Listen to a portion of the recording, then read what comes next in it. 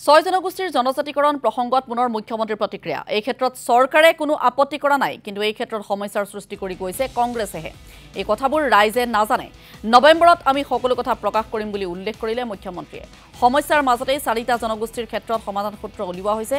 অৱশ্যে আন 2টা জনগোষ্ঠীৰ ক্ষেত্ৰত জটিলতা থকা বুলি উল্লেখ কৰিলে মুখ্যমন্ত্ৰীগৰাকীয়ে।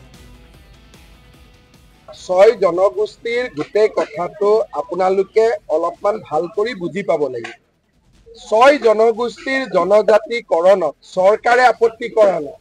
বড়ো, ৰাভা, মিচিং, সোণোৱাল কছাৰী, হেঙাল কছাৰী, শৰণীয়া কছাৰী তেখেতসকলে আপত্তি কৰিছে।